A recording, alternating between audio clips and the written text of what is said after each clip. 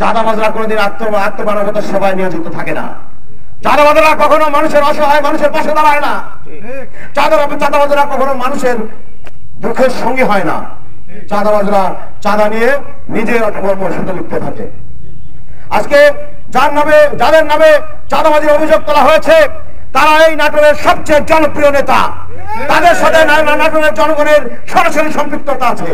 আজকে ফয়সাল আলম আবুল তারপরে এই উপজেলা বিএনপির উপজেলা পরিষদ নির্বাচনে বাংলাদেশের মধ্যে সবচেয়ে বেশি ভোটে নির্বাচিত। চাঁদাবাজ হলে সাধারণ মানুষ তাকে ভোট দিত না।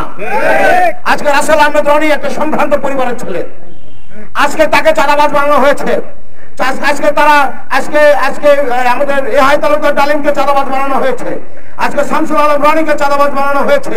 আজকে আমাদেরকে চাঁদাবাজ বানিয়ে আজকে জাতীয় পার্টি আওয়ামী লীগ থেকে আসা দুষ্কৃতিকারী নেতৃত্বরা তারা নিজেদেরকে জাহির করতে চায়। কয়দিন আগে যারা ভিক্ষা করে চিকিৎসা করেছে তারা বনশ্রীতে ফ্ল্যাট কিনে কিভাবে এটা আমরা জানতে চাই।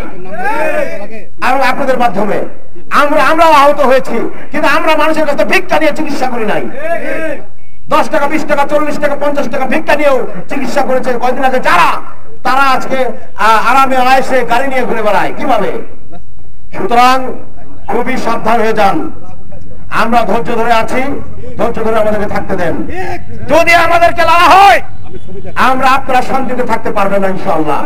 কারণ আমরা আপনাদের মতো জনবিচ্ছিন্ন নেতা নই, আমাদের সাথে জনগণের সম্পর্ক আছে।